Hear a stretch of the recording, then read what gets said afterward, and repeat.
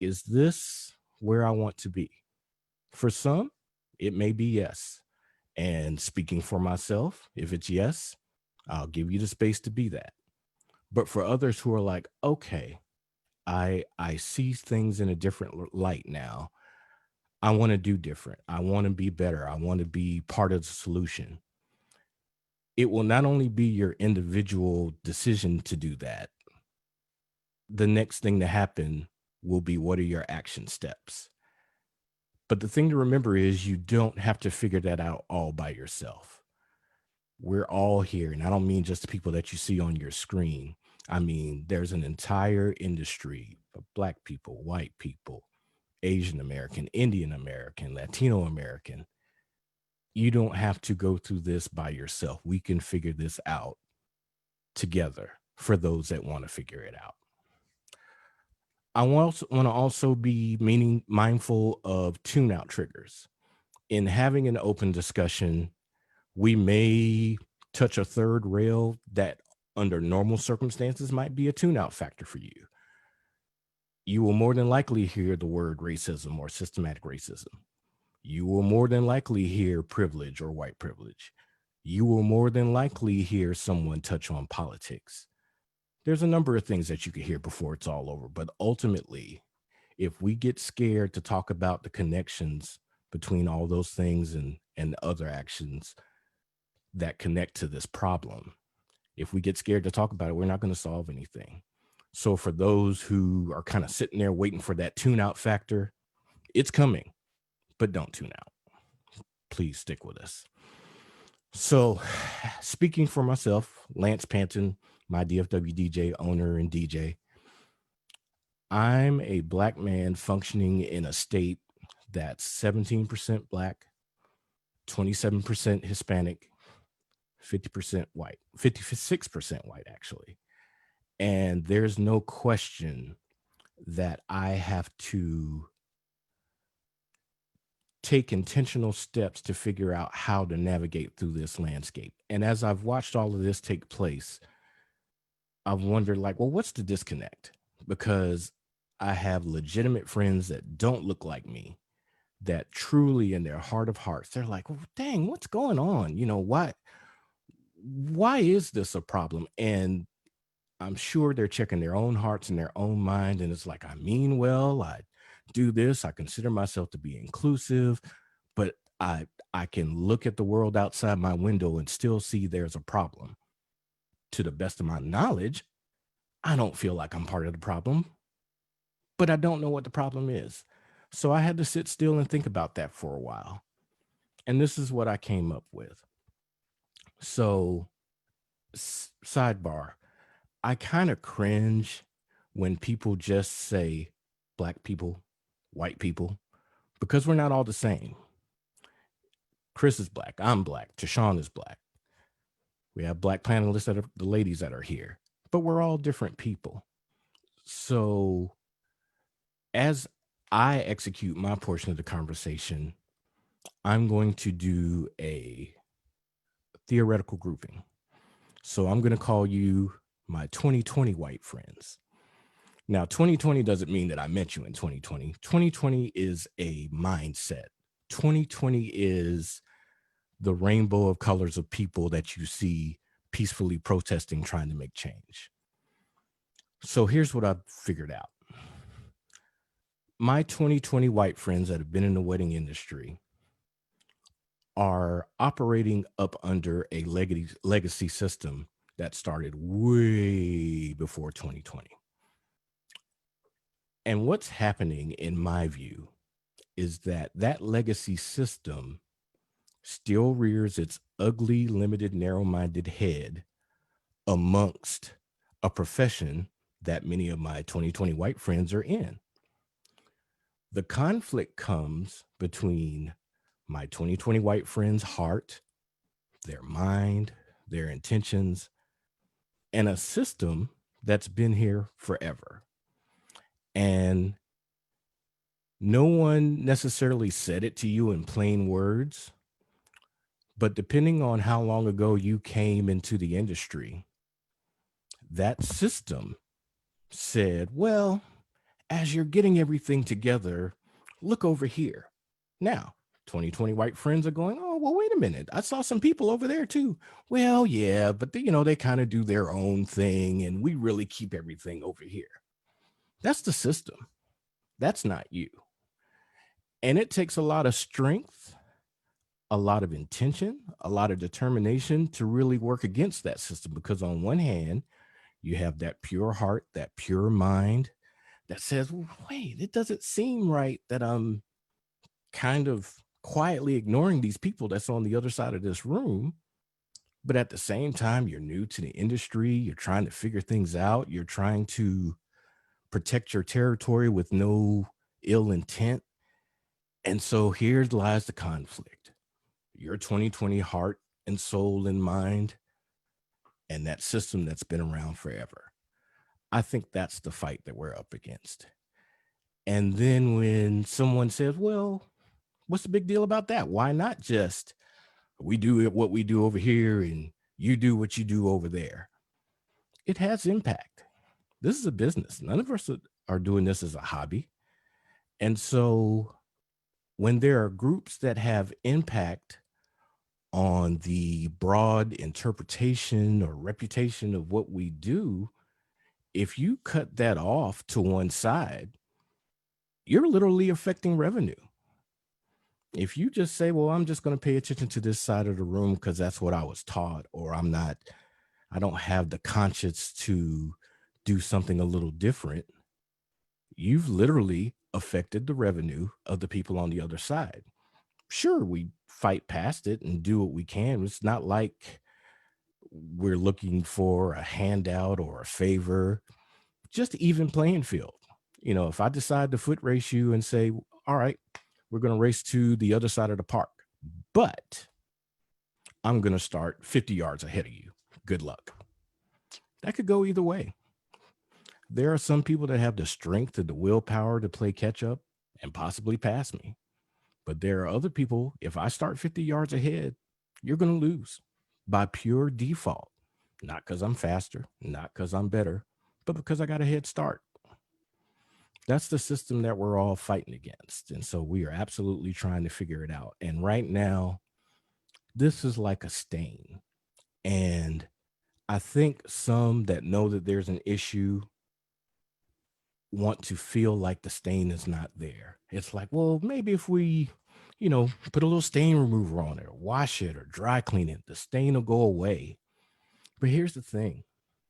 You've gotten a stain on your shirt before. It never really goes away. You can make it real light where it's barely noticeable, but you know it's there. Anybody that saw it pop on knows it's there. It's like just that little bitty trace. We got to get that stain all the way out. Or better yet, we need a new shirt. That's just how that's going to work.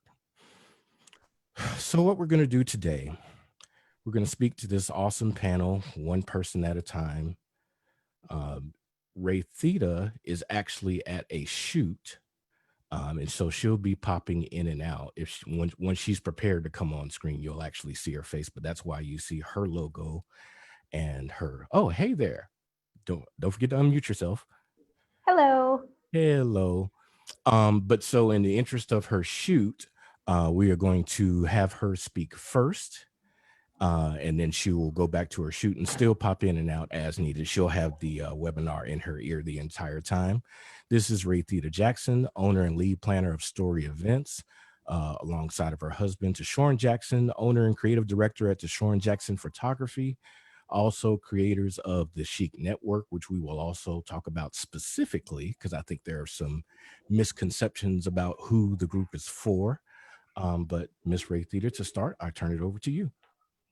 Thank you, Lance, and thank you to everybody who's joined us today, and my fellow panelists. I'm excited to be a part of this panel. My apologies that my focus is a little bit split today, but we're trying to get back from Corona, so you got to do what you got to do. As a wedding planner, you guys know that I have Story Events. My experience in this industry has been interesting. My thought process and my whole thing with getting to know people in the industry is I will just go up and talk to you. I don't have an issue with who you are or where you are or what you do. If I want to get to know you, I will come to you and say hello. And that's really how I've carried myself. One thing that came up in one of the conversations that we've had before, um, prior to preparing for this, was the apprehension to put my face on my website and my any of my social media or the not pages. One thing that I've had a conversation with several of my fellow panelists and friends, and as a planner, hey, do you want to see me or do you want to see my work first? I've had the opportunity to do a whole lot of really amazing events. And to be perfectly honest, my client base is not predominantly African American. I do a lot of fusion and I do a lot of cultural weddings. But my purpose for being on this and really partnering with Lance and Melissa and all of these amazing panelists for this conversation is to have this conversation. It's awkward, it's hard, it's uneasy, and the purpose is to just get it out there. I mean, we're all humans, we're all people. We just want to be able to have everyone kind of understand what we've been through, what challenges that we face on a daily basis, so we can open that dialogue and so we can move forward. And like Lance said, Rome wasn't built in a day, and this all won't be solved by one conversation, but at least it's a start for this conversation. And I look forward to having more and continuing and seeing some positive change within our industry, because in DFW, we have a really strong industry, and I have a lot of faith that, we can be an example and lead the charge and show everyone what that looks like and be very inclusive and make sure that we're doing everything we can to make sure that no one feels left out or underrepresented. So thank you, Lance. And again, I'm going to go back off video, but I'll be in the conversation and listening. All right. Thank you very much. And just so not to get you too separated, let's hop over to Tashorn and let us know your journey from then to now. Hello, everyone. I'm Tashawn Jackson, Tashawn Jackson Photography. Can you guys hear me okay? Yes. All right, good. For me, living in Dallas Fort Worth, I've always felt like an outsider once I got to the wedding business. I'm pretty shy guy. People don't believe that. But I use humor as my way to break the ice oftentimes. But I've always felt like an outsider. I go to different industry events, and it's always difficult for me to attend because I don't feel welcomed. I'm not sure if I have a rested mad face, but it's always been a challenge. I remember when I decided I'm going to pay for an organization, I'm going to go to it, and I'm going to try something different because the networking events was always a challenge. So I said I'm going to try it different this time, go with a friendly face, meet people. I remember walking in, and eyes would be like, "Who's this guy? What's he doing here?" And it was awkward because then I saw people that I've spoken to in the past. And I was like, man, no one's welcoming me here at all. It's my first time being as a member. I was like, man, this is awkward. But even as a wedding photographer itself here, attending weddings with other vendors, I've never just been welcomed for some strange reason. Myself, I'm not afraid to put my face on my side. My wife was. I was like, I'm a black man from the Caribbean. I have nothing to be worried about. I wasn't proud of who I am and what I do, where I come from. So I didn't have an issue with it. But it's just been a challenge. So I always said, I'm the outsider trying to get in. And I don't know, because I built my business outside of Dallas first. My first year in business, most of my weddings were here. So people didn't know who I was until maybe the last 3 or 4 years. So it's just been a challenge for me to get to know people. I tried to meet people, talk to them. And it's never been one of those, let me see if he's really, who he is. So it's just been my challenge. So just to, to get people to know me. Such a challenge. Okay. All right. Thank you, Tashawn. Let's go over to Melissa, publisher of Southern Social Magazine. Now, as I met you, and don't forget to unmute yourself, Melissa, meeting you, diversity seemed to be priority number one as it related to creating your magazine. To the best of my knowledge, it was unprompted. Nobody had to ask you to do it. It's like whatever your brainstorm session was in creating the magazine, that just seemed to be part of the framework. So let everyone know why that was important to you from day one, and your method of kind of ignoring the system, if you will, and executing just that. Yeah, I guess when I my goal when I started the magazine was to create something different. So I could have easily created a magazine just like everybody else, but I felt that there was a hole, especially for Dallas Fort Worth market, and it wasn't set out to say I'm going to do this. It was an organic thing. I met Cece with Uncle Willie's Pies years ago at a local, probably Waxahachie bridal show when I was still shooting, and even Ellis County, where I originally kind of formatted the magazine to start in, is predominantly white, and I kind of saw that and just set out to say, look, there's a market there, and there's people that great vendors that can do great things, but I felt like nobody was giving them a chance. So as the magazine progressed, I started making a little bit more connections, and Cece connected me to Ray, and then Ray connected me to other people, and it just kind of grew. And I kind of felt that, I guess the way I look at it is, Ray to me is one of the greatest planners I've ever worked with. She is an amazing planner. And after I got to see that, I was like, man, I don't see her at any of the organizations I go to. I don't see any of this. And I guess I felt like, look, I mean, nobody else will promote him. I'm going to. And it's not a them thing. It's, look, I mean, I'm here to make money, as we all are. Your money is just as good as everybody else's money. And like I've read a lot of, and I've watched all the webinars just like everybody else has. And I guess my thing is, I want to work with good vendors and professional vendors. And if you're good, I don't care who you are, I want to work with you, and I want to promote you. And I've really made it a point to make sure that every issue has diversity. It's cultural. Every issue you can pop open from issue 1, and now we're new, we're only on issue 4, but I have diversity in every issue. And when I published issue 4, again, it wasn't about I'm going to put a black man on the cover. The statement was groom. I wanted to do something that no other bridal magazine was doing, and I'm going to focus on a groom. If you look at the whole feature, I have 3 models. I had an Indian, I had a white guy, and I had an African American. And it just so happened that cover shoot was hot. It was beautiful, and that's what it was. It wasn't a statement. It wasn't for me to come out and everybody say, "Oh, look at her," look what it was. I mean, it was meant for everybody to say, "Look at us," because we're a legit magazine. And I was kind of tired of, waiting around and everybody just to kind of say, oh, it's just another magazine, nobody cares. It was a statement, and I think my intentions was for it to be a good statement. And I'm very proud of that. So, follow-up question. As a white woman that is sensitive to diversity and different cultures, do you find yourself, as you approach vendors, that you have to frame that conversation specifically? Or do you just say, I like what I see, let's do something? It's more of an I like what I see.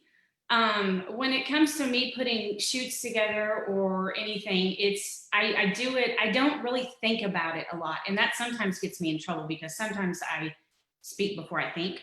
But the vendors that I have worked with, specifically Ray and Cece and Hope, and they're so open and so willing to whatever you need. Let's do whatever we need to make this shoot, this feature, whatever you want, we're going to make it happen. And I firmly believe that that's all of our featured pros that we have within the magazine are that way. We are vendors that want to do something different. We're tired of the same old that everybody else does. So it's more of an organic thing. And to me, it hasn't been that hard. I think it's just open communication. Yes, absolutely. I'm in full agreement. So from your view, what do you feel like is the disconnect between what we've seen just as pure habit, pure tradition, pure the system, in my words, versus just saying, it's in your view, this is pretty easy to change it, folks. How do you view that? So this is a hot topic. It's the clicks. That's basically it. It's the clicks of and I'm guilty of it too. I'm not saying I'm perfect. I just think that everybody is used to working with their group. And instead of getting uncomfortable and stepping outside their box, everybody would just rather stay where they're at. And when my goal, what I wanted to do is come in and say, okay, let's break that open and let's move around and let me pair you with this person. Hey, let's do a shoot. And I organize it to where we're all working together. And it's really been a good thing because I have many vendors that are like, I've never worked with them before. And really, styled shoots is a great way to work with somebody new, is getting on board with them and collaborating and getting to know them. Okay. Thank you so much. All right. So let's move over to Isaac Mathai, owner of Hidden Creek Events Wedding Venue, my wonderful Indian American friend. Don't forget to unmute yourself, Isaac. So, Isaac, I met you before the venue existed. I remember you introducing yourself, and you said, "I'm working on building a venue." I think it was at least a full year, prior to it becoming a reality. So, as it relates to your from then to now story, tell us about the journey of being an Indian American in a state that's 50% white, with its traditions, with some of its mindsets that I would like to say are of old, or becoming of old. What was that journey for you, both in getting that venue built and after it was built, your experience in having to promote it and make connections and find allies? Well, first of all, thank you, Lance and Melissa and Ray, for putting this together. Definitely, like everybody said, it's a necessary conversation that is needed. And so thank you for providing this platform to do so. My story, I can basically say, like in the very beginning, like one of my business partner and I, when we first thought about this whole venue thing, and like, I mean, we picked a city, we picked a location, like, I mean, we predominantly picked a place where it's 95% white collar, white Americans that live in this place. And like, we're two brown boys trying to come in that are young, that we're at the age where most of the people that are in the city officials, they can be our parents of age, so it was, I remember specifically having a conversation, are they going to even accept us to even go in? And so we kind of like, okay, let's make sure we have everything correct, make sure we don't, we talk very, very super proper, and we have these certain things. So I very specifically remember that, having that conversation, like we can't, we got to be a certain way, act a certain way, and go in there. And from there, we kind of just, I'm kind of like, basically the whole venue, I kind of like, in the wedding industry, I kind of like basically just when, basically there's, in the swimming pool, there's the 1 feet and then the 10 feet. I basically just jumped right into the 10 feet and swam in. Going to my first event, first networking event, it was very intimidating. I could say it was just like everybody, like Melissa said, there was all these cliques, everybody had their groups, and you walk in like, okay, I'm one of the few brown folk coming into this networking event. How am I supposed to get myself in? I'm a venue owner, but are they going to really recognize who I am, or understand and respect me that, oh, I'm a venue owner, and take me seriously? Those are the questions that were in the back of my mind. And I think I met Ray, and I met Cindy Williamson, and a few people who kind of like, okay, we're here, got you and met Lance, and it was kind of like, okay, now I have some people that look similar to me. I can kind of feel comfortable, and then I can kind of navigate my way through. And just sometimes I bring my staff with me to networking events, and they would uh, they would be surprised to know that I'm the venue owner. Like, oh, then their mannerisms change, and not, then they'll look at me and talk to me differently. Up to that point, before they know me, they'll kind of like give the fake smile and kind of move on, and kind of talk to somebody else and whatnot. So that's have happened multiple times, but it's as an Indian American coming in, I can say as Indians, we just like, because there wasn't much representation, we have our own group of vendors, and we have our own show. We have our own, bridal shows and different things like that. So I was trying to see how can I bring everybody in. I'm a venue owner. My goal was, how can I bring everybody in together? So like I could say one of my favorite DJs is Lance, and I love him, and he's very professional, and Chris, he's very professional. I mean, I have him in too, and it just trying to see.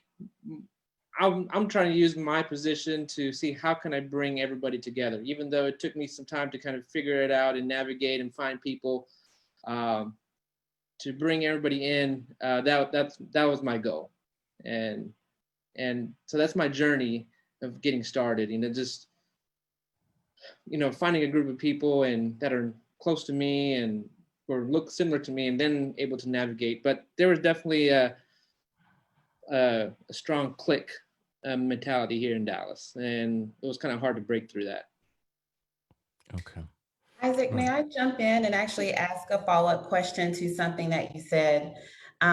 Is that when you started your venue, you were meeting with city officials, et cetera, and you said that you felt like you all had to act a certain way and talk a certain way. Can you talk us through, for some who don't understand that, because I can completely relate to it, but can you talk us through why you felt like you had to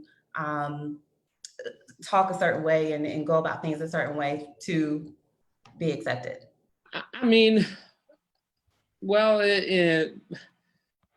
just so that I feel like as an Indian American, or you can, as my fellow panelists here, we got to work extra hard to make sure and go, I say, instead of the extra mile, we're going to go the extra 2 miles to kind of make it happen. And so I didn't want you can say, when they're looking at me and when I'm presenting, I don't want there to be a ding for anything that I could, that they could think of me and say, oh, we don't want you here, whatever, or take my idea. And then, a couple of years down the road, I, hear the city doing something, just taking my idea and going with somebody else to do it. So I had to really, I wanted to make sure that as a colored person, as an Indian American, I wanted to make sure that I give the best professional, best, in their eyes, the best professional person that they can think of. So when I walk in, and so it was just kind of the makeup of, I guess it was kind of weird, because when I look back at it, like, it's one of those things that it is what it is, and that's the system, and we just kind of had to do what we gotta do and get through it. And so that's kind of how I played at the moment. I'm not realizing what I'm doing, but it's just part of the thing that you got to do, being how we grew up and whatnot. So just that process was like, okay, we're gonna make sure. I mean, I wasn't really good at speaking and whatever when I first started, and so I really was rehearsing everything that I was saying, wrote it down, and kind of, okay, these are the points that I'm going to say, these are the points that my business partner is going to say, and we kind of really packed it down, and not so that we can really present ourselves, I guess, flawless on that point so that we can get through. And then let me add to that before we go forward. It, I don't want for anybody that just doesn't understand a broader picture. It's not like any of us got into the wedding industry, Dallas or any other state or city, and realized these issues. These are life issues. These are just our stories as it relates to the wedding industry. And so to add to Isaac's answer about how did he know he needed to, kind of take the extra step or two or three or four to make sure the presentation was well received? Life. That test isn't new to anybody with brown or black skin. Just living, you kind of get this informal memo that you're a visitor. You in the wrong place at the wrong time can get a harsh reality that no, you're not considered equal to everyone else here. And if you want to be considered equal, then the 5 requirements for this person over here is 15 requirements for you. So by the time that we're adults and we go into looking to conduct business in whatever form, wedding industry included, we got that memo a long time ago. So that's how we know. Isaac, did you have anything else to close? Well, I'm glad that we're having this conversation. I mean, I can say and I think the 2 words or the saying that I have that's been in my heart, and I think that goes for everybody, is that we just got to be uncomfortable with being. We got to be comfortable with being uncomfortable. Mm-hmm. So it doesn't matter if and that's speaking to myself, and that's speaking to everybody here. I think we all have to be just uncomfortable. In our just have to be comfortable with being uncomfortable with our social reactions and our conversations. We just have to step out of the box and do that. And I think that'll help all of us as a whole, as a wedding industry, and even as a community. Thank you, Isaac. All right, let's move forward to Don Finley, Director of Sales and Catering at the Below Mansion for 21 years and counting. And then prior, Dawn also had her own planning business, Dawn's Elegant Affairs. So she's seen a lot. And I just want to open it up and just let her tell her story. Good morning, Dawn. Good morning, everyone. Well, I was born in a Black hospital in Mobile, Alabama in the 1960s. That was the only option at that time due to segregation. As Lance mentioned, for the last 21 years, I've been at the Below Mansion, a home that was built and lived in by a colonel in the Confederate Army. This is a home that many years ago, I would have only been allowed to be in if I were the domestic help. However, today I have the keys to the front door. So we have come a long way, but we still have a long way to go. Ghosts of racism past do come back to haunt me from time to time. This is apparent when I meet with a client for the first time after we've communicated via email, on the telephone successfully, and then they come in for a site visit. And it's written all over their face that they no longer are looking at me for the content of my character and professionalism, but for the color of my skin. These are these same people on a few occasions, after I've sold them the venue, have requested to work with one of my Caucasian counterparts that have worked there for less time than I have. This hurts, and that is why we still have a long way to go to rid our society of this learned behavior called racism. But today I have hope because our younger generation is giving me that hope. We have young people today of all colors marching side by side for peace. Today's young adults have brought a lot of change to our world. And I believe that this younger generation is going to bring about the change that we need to end racism once and for all. 2020, as bad as it has been so far, is the year that has opened the world's eyes. We are seeing clearly the injustices that have been bestowed upon us for centuries. We need to seize the moment. The world has been awakened, and we need to make sure that they stay woke. The only race should be the human race, and we should all strive to be the best human beings that we can be by loving and respecting one another. My greatest personal concern right now is my son. He is 18. He just graduated from high school. He'll be going off to college. And I didn't realize that when my baby boy was born, that I was raising public enemy number one, a Black man. I ask that we all continue to educate ourselves on racial equality, because if we don't know our history, we are bound to repeat it. Thank you, everyone, I from the bottom of my heart, for taking time out of your busy day, and thank you for wanting to be a part of this solution. Thank you. Thank you, Dawn. And let me add just a bit to that. What you'll find is that some people feel like, well, why is this coming up now? You know, obviously there's the murder of George Floyd and many others that, you know, died at the hands of some form of police brutality. But I think as it pulls this into the wedding industry and we're trying to figure out, well, you know, it's almost like some can interpret it as, well, are you just hopping on the bandwagon, or you know, why is this all coming up now? Listen, we've been living with it from day one. Now we've just reached a point where there's no option to not talk about it. This has been put to the side, disregarded, like, oh, it can't be that bad. Like, oh, I don't think it's what you say it is, or is there even an atmosphere available to talk about it? Gen Z kicked down the door. Gen Z said, this is unacceptable.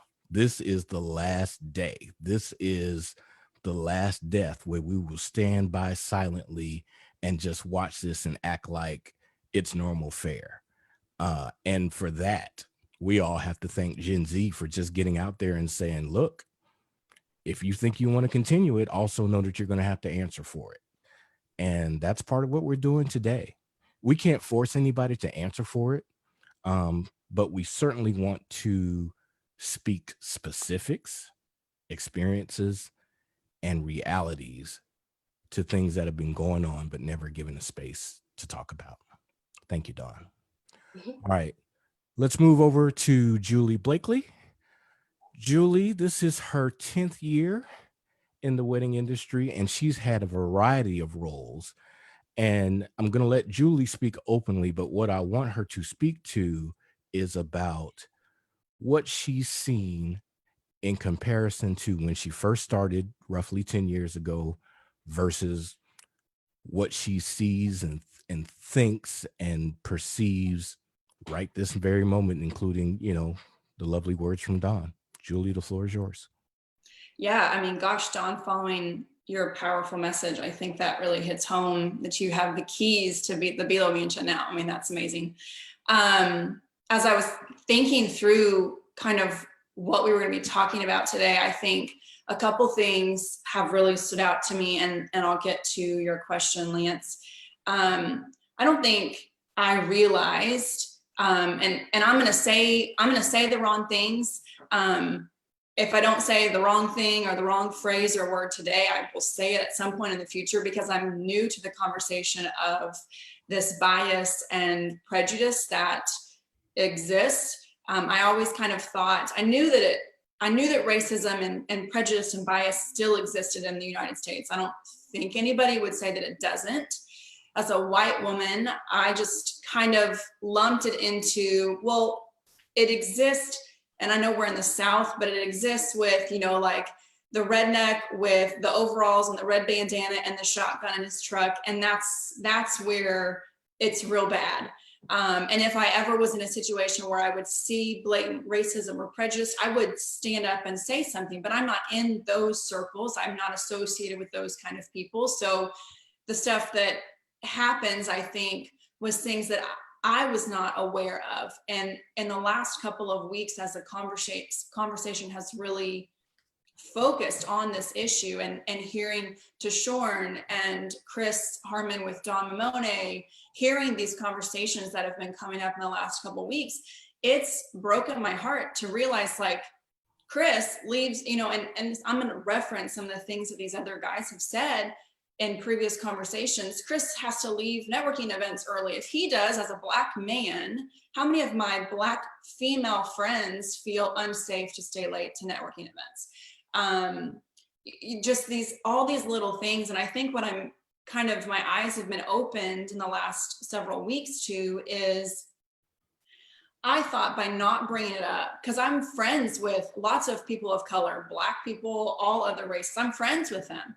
But I just assumed that if I talked about it, it was like pouring salt in a wound. So don't talk about it, don't bring it up. And if they wanted to talk about it, well, we can talk about it, but nobody was bringing it up. And as I've just really been listening over the last couple of weeks, it is, I don't want to use the word shocking to me, but it is very eye-opening that by me not going out of my way and not being aware of these things like I am this morning and today, I will act differently. I don't think that I have done a poor job of talking and being friends and including people in networking events, but I didn't know to the level and the extent of what my Black friends were going through, both from just small stuff, like when they walk into a networking room for the first few times and notice they're the only one of color there, or the only one of a handful in the room. I was aware of, oh, I don't think I've seen this person at this networking event, so I'll go talk to them and help them hopefully feel comfortable. But I think I could take it to a different level now, knowing what I know, and really being much more intentional about how I can support my Black and minority friends in the industry. And so that's kind of the shift for me. Is I just assumed I didn't want to talk about it because I didn't want to make it more painful for my Black friends. And I'm realizing, and I think both sides, like I've had conversations with minority friends over the last week, they're also saying the same thing. We weren't bringing it up. So it's a two-way street. I think both sides need to be talking about this, which is what I think is happening now. And I think it's just important that white people and people in the majority were aware of this. And I think that's the first thing, is that once we're aware of it, then we can make our decision if we're going to change our actions and change small things in our daily habits in the way that we interact with people that are in the minority culture, or not. Hopefully we do change. And I think that's where it starts.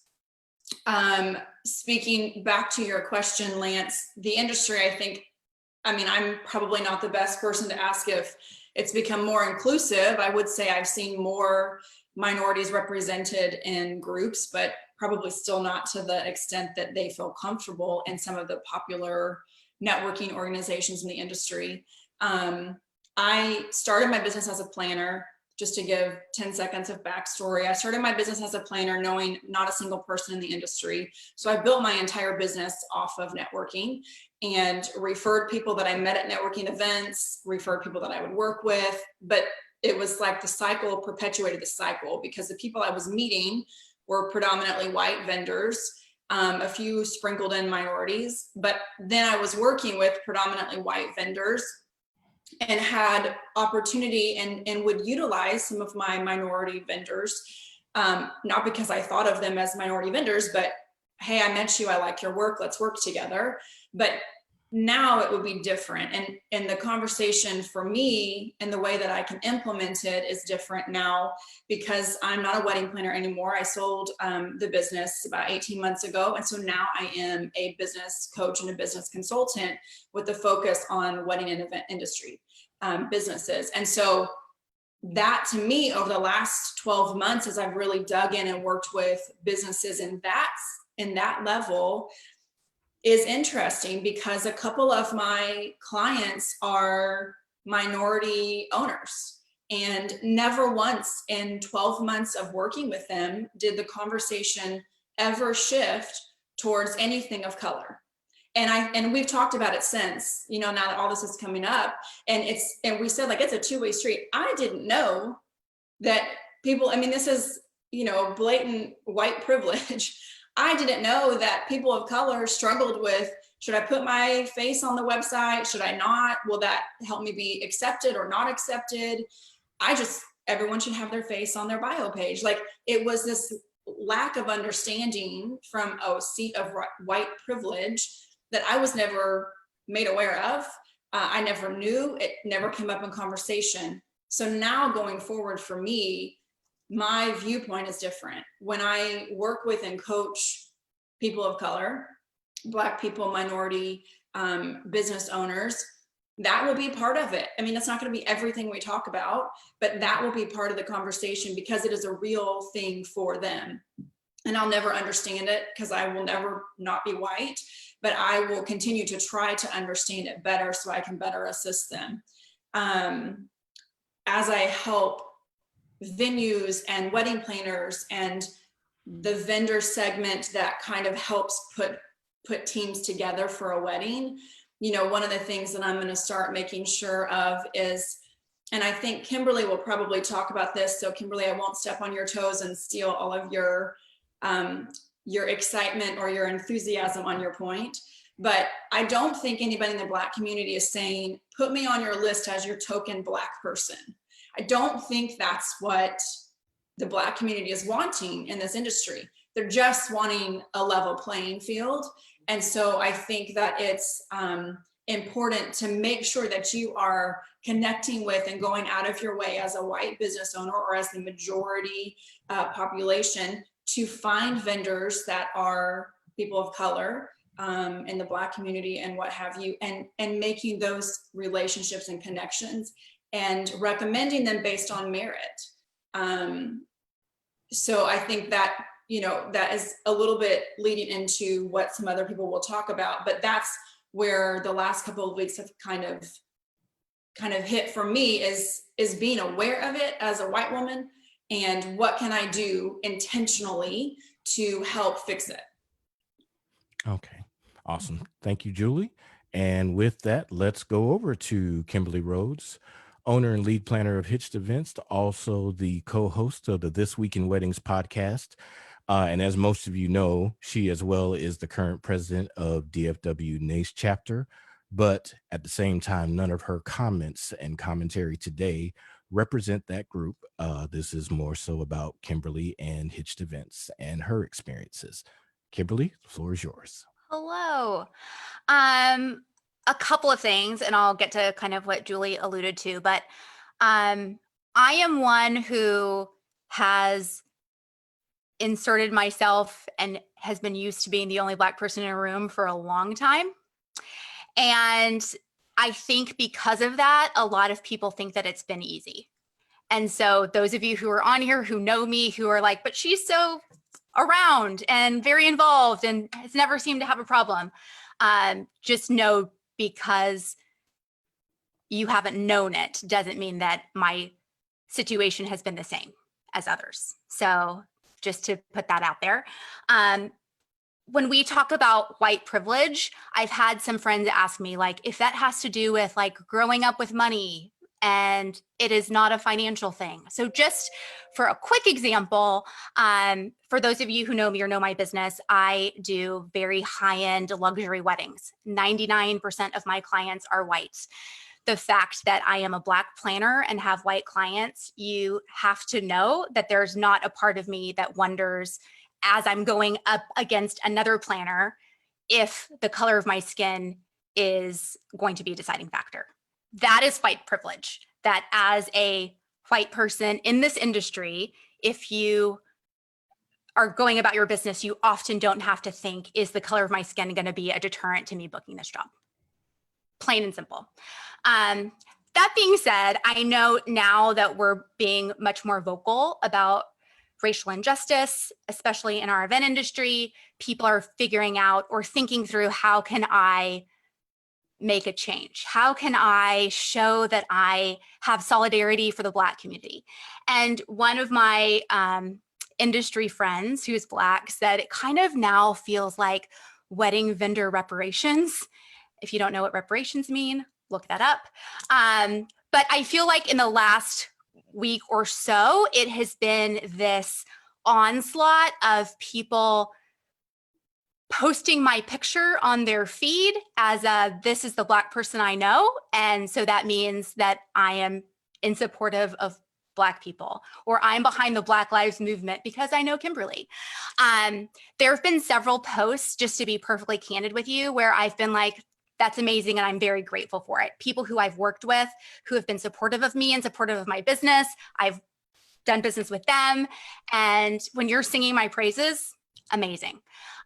Just for context, I have had many situations in the last 10 days where a company or person I don't know, have never worked with, will follow me on my Instagram page at 1 o'clock. And then at 1:30 is posting my picture on their stories as a company to follow. And if you haven't been following me, maybe now is not the time to put my face up and saying the rest of the world should. So I think the fact that we're not going to change this overnight is important to know. And I think it's more of thinking through, being aware to what your diversity group might look like, and realizing that putting up a token post, for lack of a better word, comes across as disingenuous. And so I don't think any of us, Stephanie, thank you for nodding along. I appreciate that support. I don't think any of us want to be the poster child for you like Black people. I think it has to come from a place of authenticity. If you are looking around and being more aware that maybe your vendor network isn't diverse, maybe your portfolio isn't diverse, and you want to change those things, it should be natural and over time. I don't think you can go from 0 to 60 and have it come across in a very authentic way. I know I can only speak for myself, but I know several other of my vendor friends of color have felt the same way. Like, now is not the time to sing my praises from the rooftop if you just started following me an hour ago. So in the what can you do, I think it needs to be gradual. It has to feel authentic. If you realize you want to make a change, but it's not going to happen overnight. Thank you. That's all I got. That's plenty. That is plenty. And I will say, in addition to that, again, for anybody that's trying to figure this out, and as we are all trying to figure it out, you don't have to figure it out alone. If you, to just speak bluntly, if you're a white person that's like, okay, I see the ills, regardless of their source. The source may have been me, the source may have been my atmosphere, the source may have been my silence. What can I do now? If you don't have a firm answer to that, ask somebody. Plain and simple, because you're better off making a move that's slow and thoughtful and genuine than doing something fast that lacks thought that comes off the wrong way. It's worse. It is absolutely worse. All right. Let's move over to, and thank you, Kimberly, move over to Sonia Mofor, President and COO of Don Morphy, beautiful shop that sells suits and custom menswear. Good morning, Sonia. How are you? Hi, good morning, everybody. Thank you for having me on this panel. I'm really excited because, this is a conversation that this is a hot topic, right? That has been going on the last couple of weeks, and it's really overdue. For those of you who don't know me personally, I was born and raised in Cameroon in West Africa. So I'm not like African American, like most of you on the panel. But, when you come to America and then you realize that there is segregation, because in Cameroon, everybody was Black. So you don't, talk about race and stuff like that. And then when you come to America, you start dealing with race. And it's been quite interesting because we only started Don Murphy about 5 years ago. So prior to that, I wasn't really in the wedding or event circle or, in the fashion circle, so to speak. And getting into the circle was really tough, because like a lot of you have mentioned, there are a lot of cliques, and when you walk into the room, you don't know anybody, nobody talks to you. So I have always made it a point to insert myself, like whether you like it or not, I'm inserting myself. I'm, getting into that clique. I'm, trying to meet people to talk about the business. And, when we started the business, we kind of did like conscious branding, right? To make sure that when people see the name Don Murphy, they can tell whether it's a Black business or it's a white business. You should see the business, as a custom clothing business. So we always made sure that if we had two models, we made sure that we had one who is Black and one who is white.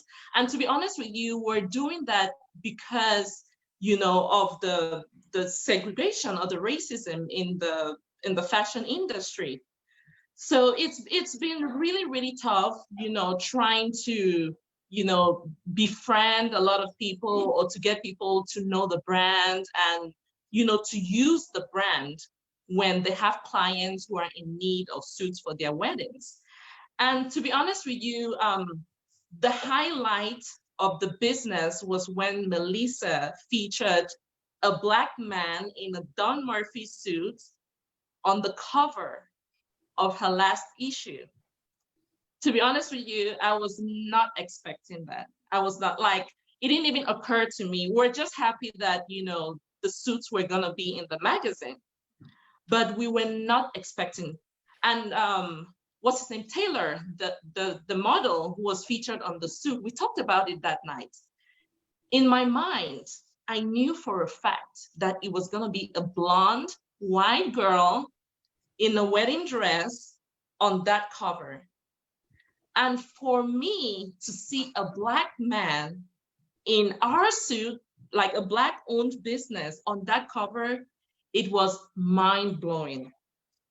So for my white friends, that is normal, right? You guys are used to seeing your businesses on the cover. You're used to seeing white people on the cover everywhere. I mean, how many wedding magazines do you see with a Black person on the cover or a Black business on the cover? It's not very common. So you should take time now to really think about how that makes us feel. This is 2020. It's not 1960 or 1950. This is 2020. And for something like that to be shocking to us, then you should understand the extent to which racism is deep-rooted in the system. So I'm just glad that we're all having this conversation. I hope that, in addition to the conversation, we can personally take steps to make these changes, because it's going to be beneficial for all of us. We're all interconnected. So whether you're white or Black, at the end of the day, it doesn't matter, because what I do affects you and what you do affects me. So we have to be each other's keeper. Thank you. Thank you, Sonia. All right, moving along to Ms. Stephanie Braylon Evans, owner of Wedding Event Design and the incoming VP of Education and Events for MPI DFW chapter. We will let her tell her story. Stephanie, the floor is yours. Good afternoon now. Good afternoon. Thank you, everybody. Thank you, everyone, for being on this webinar today. I know a lot of us have been, let's just back up, right, to how we got here. Okay, this has been something that has been long brewing for quite a long time. A lot of us in the industry have recognized that, but some have not. And so when we had the murder of George Floyd, it really opened up several different, or reopened and opened bigger, several wounds that a lot of us already have and a lot of us are already dealing with. And unfortunately, that was very much so represented in the wedding industry over these last couple of weeks. And we've kind of seen some of the things that that's happened. I want to echo a lot of things that Kimberly had to say. You know, this is, I've seen a lot of posts, a lot of highlights, highlighting a lot of different people, a lot of different businesses, et cetera, et cetera. But again, it comes back to being genuine and your heart being genuine. And sometimes the further you are away from something, the more you feel disconnected from it, or you have problems connecting to it. And so I really want to challenge everybody really just to lean in a little bit closer and listen a little bit harder and have those tough conversations, like a lot of us have been saying, that need to be had. Do we Black folks, do we have the solution? No, we don't. Like we've all said, things aren't going to be solved. Rome wasn't built in a day. I can't tell you exactly what you need to do, but I can certainly tell you what not to do. And so as we are focusing on solutions and trying to move forward, we all know that we want to be treated equally, and we want to have the opportunity to have a level playing field. And I think you have to have a real conversation begin having real conversations with yourself and realize that there may be some unconscious bias there that you may have that you may not even realize. And when you have that and you're a person who's making the decision or influencing this decision, if you have that unconscious bias, then that inherently is going to filter over into that. So as you're looking at, you're diversifying your portfolio, or as you're trying to bring other vendors in, if you have a preferred vendor list, make sure that list is diversified. Now, do I need you to call me out as a person of color or a business of color or a woman-owned business? No, I don't, because my business can stand on its own merit. But at least give me the opportunity. At least allow me the equal playing field, so that I can indeed compete with those others. The first wedding that I ever did in the industry was a Hispanic wedding, and it was a bilingual wedding. I speak poquito español, but they gave me the opportunity. And because I had the opportunity, it exposed me to be able to do other weddings in that culture. So a lot of us just want the opportunity. We want the equal playing field. Our businesses are just as viable as anybody else's out there. And we just want to be recognized and have the opportunities as such. Stephanie, thank you. All right. And to wrap it up, owner of Harmland Visions and expert on all things Black, Chris Harmon. Man, don't put the pressure on me. Good afternoon, sir. Good afternoon. I'm Chris Harmon with Harmland Visions. Of course, many of you know me and Don Mamoni had this conversation last week, and Don, I appreciate you for allowing me the opportunity to speak my mind on that platform. I want to kind of just pick it back up on a lot of things that everyone else said, just because I know I said a lot of stuff last time, and I don't really want to repeat saying some of the same things, but a lot of things that were mentioned today just kind of brought back a lot of memories and stuff, man. So my company is a Black-owned company. I own it, and the team that I developed came from the university that I attended at Grambling State University. It wasn't meant to be an all-Black company. It was just a company. It was a group of friends that somewhat grew up together, and we decided to start a business when we moved to Texas. When we got to Texas, a lot of this stuff is different. Like I'm from Monroe, Louisiana, which is a predominantly Black city. Grambling State University is all Black. There's nothing else but Black there. So some of the different habits and behaviors that I seen from the wedding industry was kind of like my first introduction to what could possibly be racism. I think for a long time, I think I identified racism as a white person calling me the N-word, or a white person verbally just saying, hey, I don't want to do business with you, or I don't want to do anything with you because you're Black. You know, and that's not the case anymore. Racism comes in all forms. It doesn't really have to be said in that manner to identify it. Just coming up in this industry, one of the things that I went and I did, Kurt Hendershot, man, is a great friend of mine, white DJ. And at the time, I only reached out to Kurt because he was a white DJ. And there was times where, you know, people were overlooking us and overlooking my talent just for a white DJ. And it showed. And I wouldn't say it was a mistake. It was more of a eye-opening situation because we love Kurt like he's one of us. But when we did that move, that was kind of, it was solidifying the fact that racism is out there. When people would ask for Kurt, he wasn't available, but then I'm putting other well-known quality DJs in front of them and they wouldn't even have the conversation with them. I felt like, you know, I work really, really hard in this industry, man. There was one year I was on 3 boards at one time. And for those of you who know what it's like to be on 1 board, try being on 3 at the same time. And at the time, you're dealing with all these industry folks who don't want to join organizations because of this reason here. So you're trying to get these 3 organizations, you know, going and getting people in the door. And it's real difficult to do that. I mean, this is public knowledge. So my first miscarriage that we had, I've never had like a biological child. And this is one of the toughest things for me because during that time, it killed me when I had a miscarriage.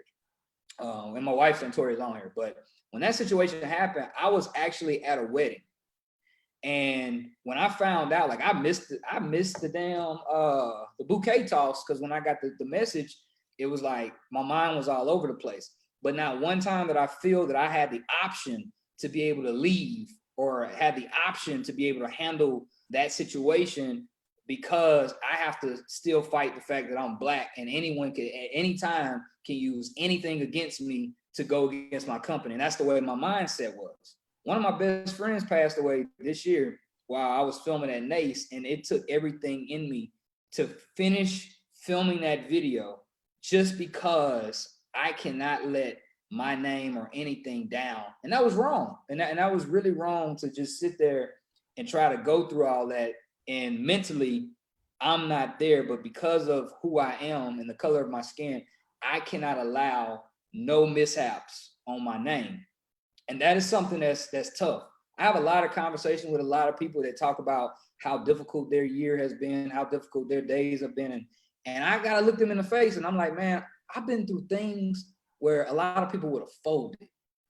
And somehow I still remain to be here. And it's instilled, it's in me. It's 32 years in me. I can never, like, even if this was to change today, I'm gonna still be the same person because I've had to fight and fight and fight to prove myself for so long. So it is a very difficult thing to be able to do. One of the things I want to piggyback up on is about the list. Man, you don't need a vendor list. Let me tell you how I create my list. I do everything that everyone told me to do. Go to networking events, go to all the social events and meet people. And based off of me meeting people, I build relationships. And then from there, we work together. I don't need a list of the Black people that I've built a relationship with. I don't need a list of the white people that I've built a relationship with. This is just a genuine relationship that I have. I even have relationships with people that I've never even worked with just because I genuinely want to get to know them. So you don't need a list of Black vendors or anything like that at all. You just need to do what you can follow your own advice. Go to networking events, meet people that you want to work with, and build the relationship with them. And then from there, you'll have the people of color that you need and the people that you really want to work with. So that's just, like I said, a starting point that you can do. One of the things, and I'm gonna end it on this, like I said, I don't want to go back and talk about things that I talked about in the last call, Plus, I am writing a film script about this, and I don't want to spoil everything in this.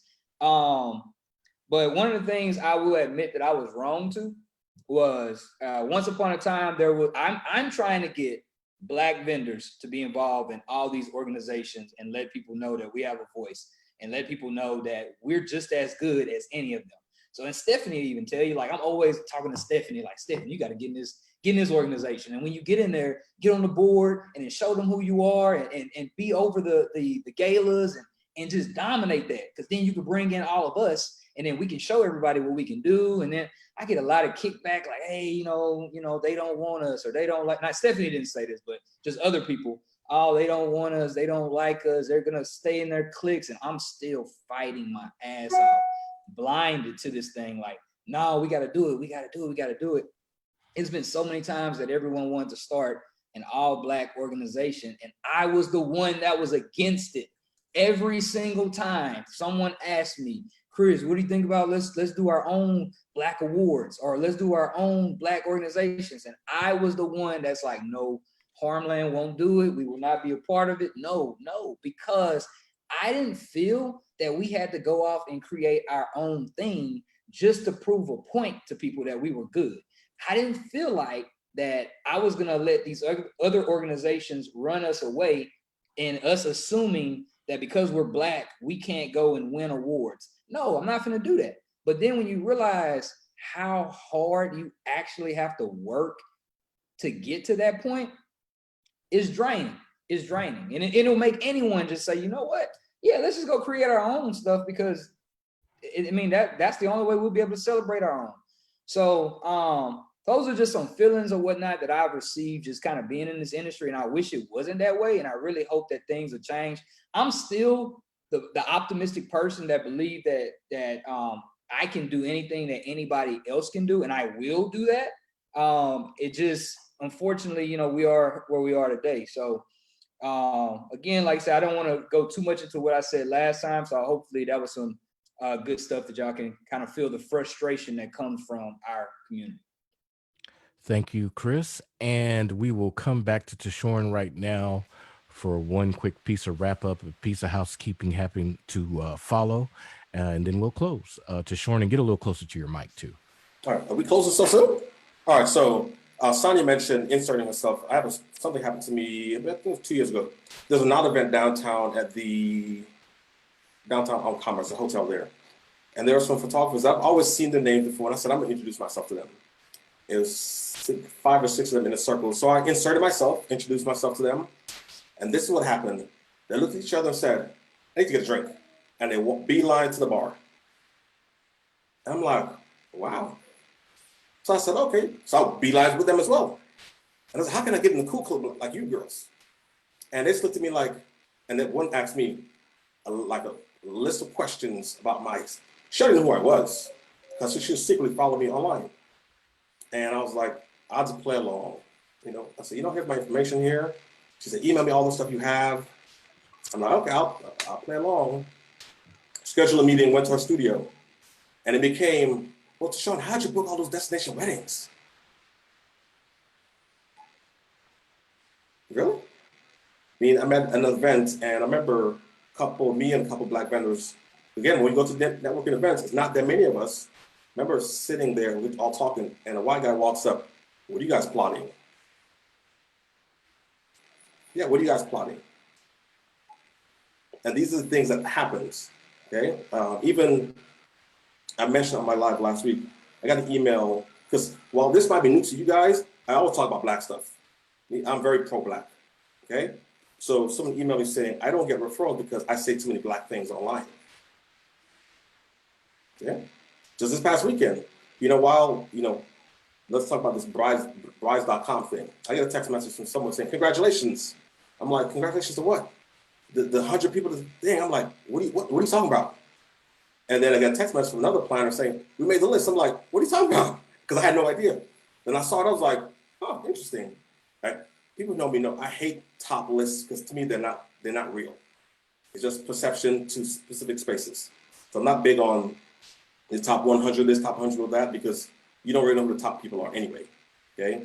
So me posting that, I was like, you know, that's cool. So I made the post, and what happens? It caused a big controversy in the Dallas Industry Friends group.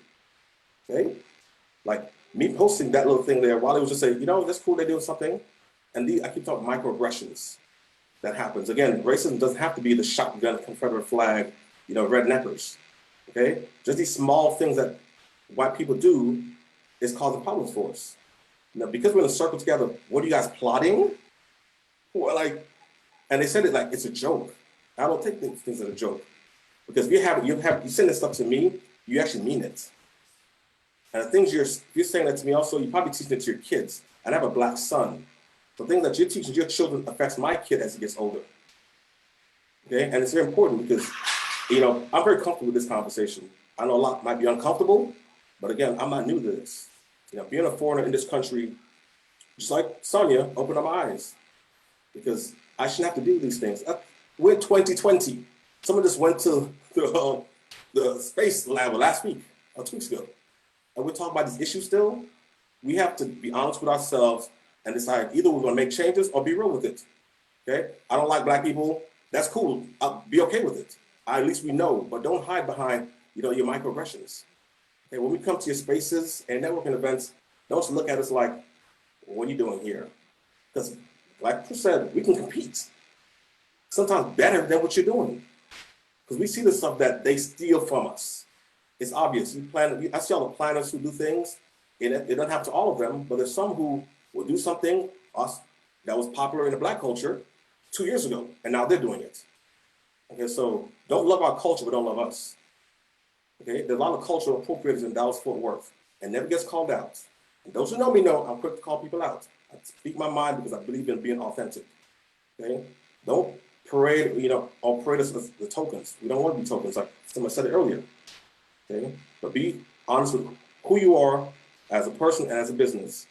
Okay, then I can respect that. Because I don't respect people who hide behind all these things. Hey, bud, call me. I made a mistake. I'm not calling you. You call me. Okay, it's time to call out this BS. It's going on for way too long. Way too long.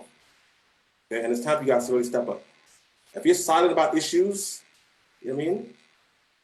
It's okay to say something. I don't know what it's like to be a white person. I don't have a clue.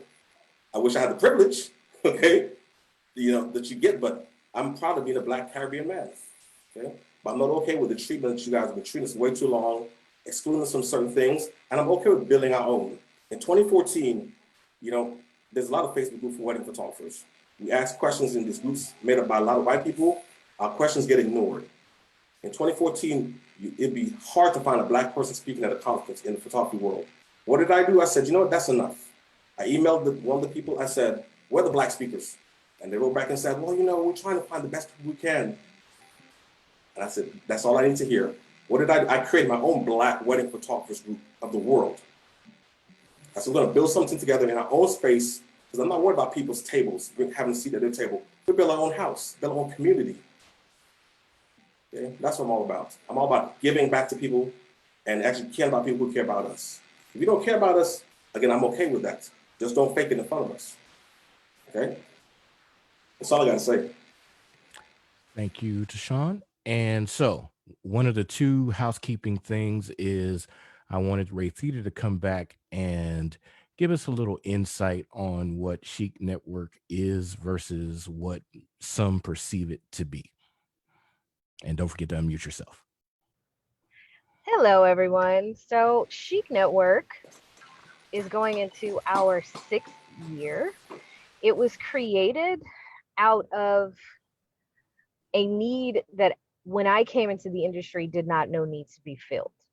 I reached out to vendors trying to cultivate some relationships, and in turn created a launch party, which once that was complete, I started receiving messages from people saying, let's do this again. We really enjoyed it. Let's do this again. We really enjoyed it. Now, my initial thought for the organization wasn't for it to be a predominantly Black or minority organization. I had experienced situations at other networking events where I did not feel welcome, where I wasn't able to talk, where there wasn't a family type atmosphere. And I said, I feel like we need to create that safe space. I wanted Chic Network to be a place where, as a wedding professional, you could come, you could meet other wedding professionals, regardless of your experience or tenure in the industry. You feel comfortable walking up to them, introducing yourselves, and you can learn from them. Now, it quickly became, an organization, and a lot of you guys in the chat and some of your panelists have been to our meetings, but it, from what I have found out, it was known as more of the Black organization, and there was conversations about why would we further segregate ourselves. That was not my original plan. Um, I pride myself on really just being inclusive to everyone, and that our group was one that when you came in, you felt welcome, regardless who you are, where you came from, what you look like. But it is a safe space. It's a place where you are welcome, you feel welcome. I have had a lot of challenges throughout the years being the leader of this group. Um, I've received comments, I've received questions that, I never really share publicly, but, and we've never, I've reached out to other organizations to incorporate them into our group, and, to network with them, and to just to get our members, because some of our members are new to the industry and they don't know. I've wanted to collaborate with other organizations and have received very cold responses because our organization um, was not seen on the same level as some of the other ones. And that was really disheartening to me.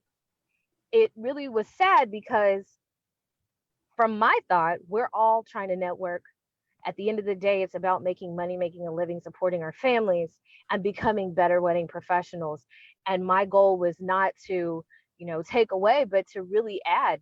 These organizations have been around for a while, and the people in those organizations may have knowledge and have knowledge that I didn't have. I just wanted to get together and let's make ourselves better. So yeah, we're 6 years in. I'm really proud of a lot of the vendors, the majority of them that are in this group. I am proud to say that I am the founder of Chic Network. If any of you guys are not in our group, you're welcome. Our only requirement is that you're a wedding professional. We don't tolerate, of course, behavior that does not encourage people to learn and to feel welcome. I also wanted to piggyback on one of the things that Chris said. My approach to networking, my approach to getting to know a vendor is just that. I'm getting to know who you are. I could care less if you're black, brown, red, orange, green, or if you have purple polka dots. If you are a good person, you do a good job, you operate from a place of integrity, then we can work together. If you're going to take care of my client like they're your own, then we can work together. And that's the goal and the foundation of what Chic Network is built on. I encourage all of our vendors to invest in themselves, invest in education, to operate from a place of integrity at all times, even if it's challenging, and to create accountability, because we all can get better together, but sometimes we all need a swift push. So that's a little bit of how our group is set up. You're all welcome to join if you'd like to. Um, our goal this year is more education. We want to continue to move forward. We want to continue to be better. We want to continue to provide opportunities for everyone to become a better vendor.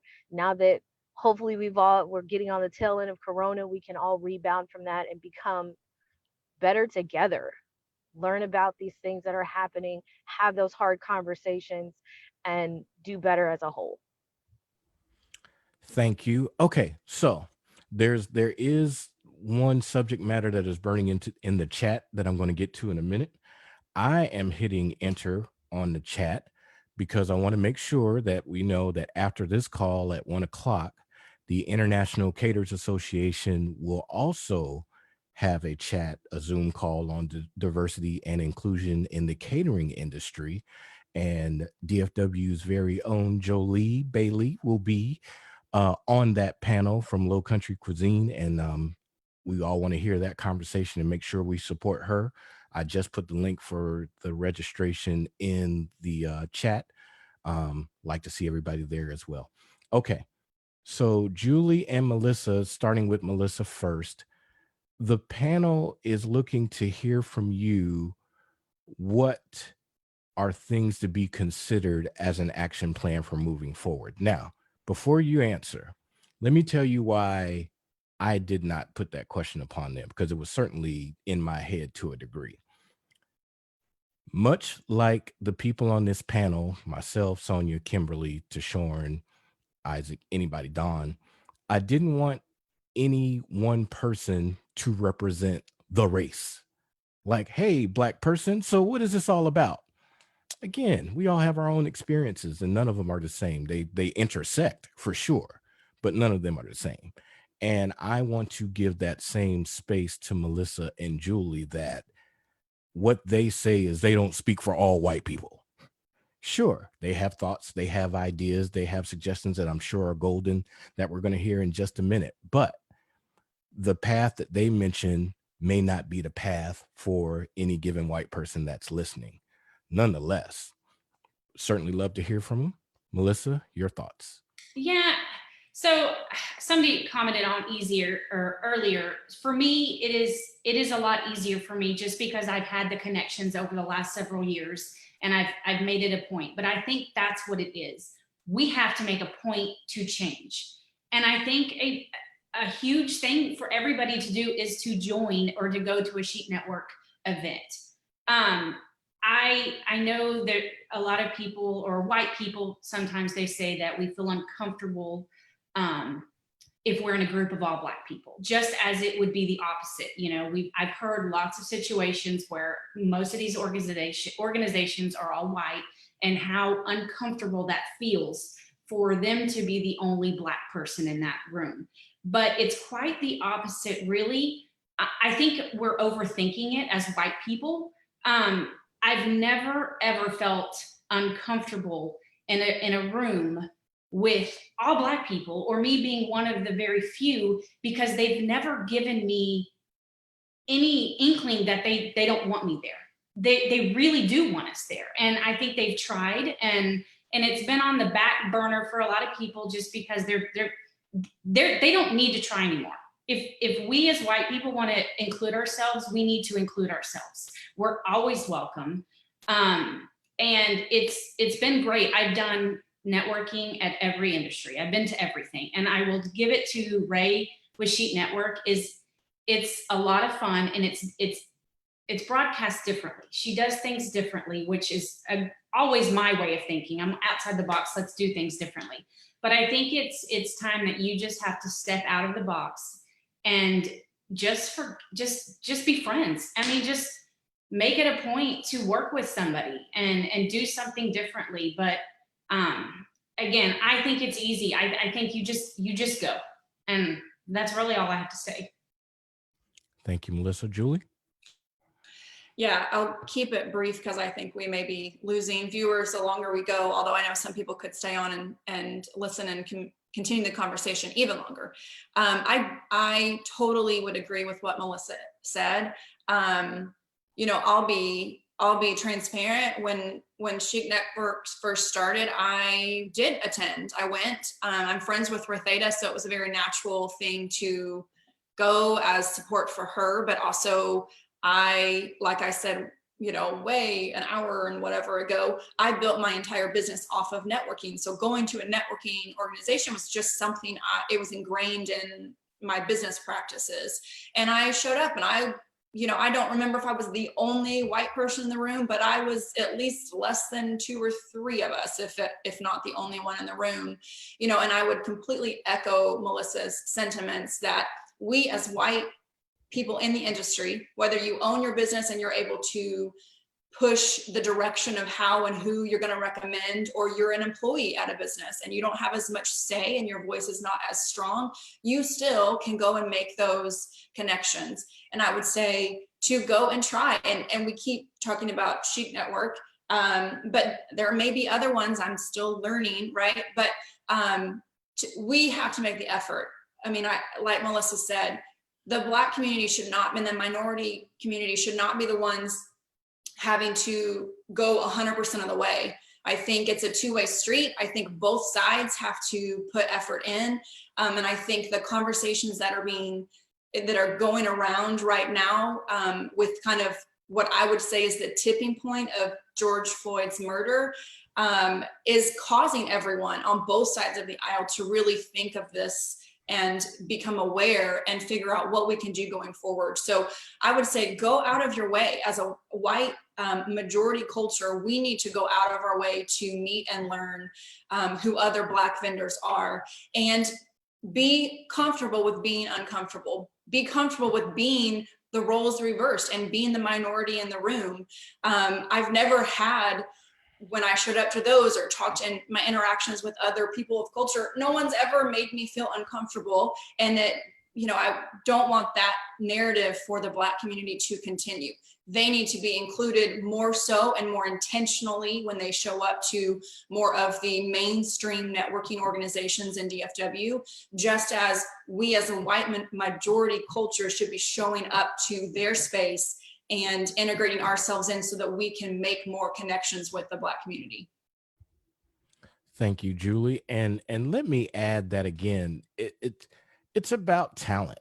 Yeah, I am Black. Kimberly is Black. Tashorn is Black. The list goes on. But we're offering a service and a talent. Look at that first. Now, let me say out loud what may be hard to say, but I think has a place. If you are in a group, a clique, even if you will, an organization, whatever the case may be, me, not speaking for the panel, I don't think there's anything wrong with approaching someone and say, hey, you have awesome work. We need you. Yeah, I see your color, and our group, our clique, our organization lacks color in the numbers we needed. And so, yeah, there's an advantage to us working together on that too. But please know, I saw your talent first. Once I saw your talent, once I saw your service, once I saw your offerings, I said, we need you over here. And yes, if you, Black person, Indian American, Asian American, whatever the case may be, are our first step towards diversity, please be okay that you're our first step, but certainly not our last. And thank you for your talent. Please come work with us. That's all I can ask. Does anybody have any closing thoughts? Can I add something, Lance? Yes. I would also say, for those of you who are looking to be an ally to the Black community, aside from the event industry or the wedding industry, I would say you can do that by using your voice and using this privilege that we don't necessarily have. When you see wrongdoing, whether that's a Facebook post or whatever, if you feel like it's wrong, saying it's wrong and saying it loud and proud, because some of us feel it's wrong, but our voices don't get heard. And so I think the best way as a white person that you can be an ally to the Black community is having those difficult conversations and standing up for what you believe is right and not being silent. I know for me, I'm like, I've been silent a lot because I'm effing tired, to be honest. And I think a lot of Black people are just tired. And so if you are looking to be an ally as a white person, use your voice, is what I would say. I think that's an awesome close. Everybody, thank you for open conversations and joining us today. Again, don't forget the International Caterers Association. Theirs kicks off at 1 o'clock. The link is in the comments. Organizations, host another webinar. This is not where it stops. This is where it starts. And we need to hear from you. We need to have dialogue. We need to have dialogue from more people of color. We need to have dialogue from white people. We need to have dialogue from organizations. We need to figure out where we all stand and how we can make all this positivity intersect. Look forward to hearing from you all. Thank you. Have a great afternoon. Thank you.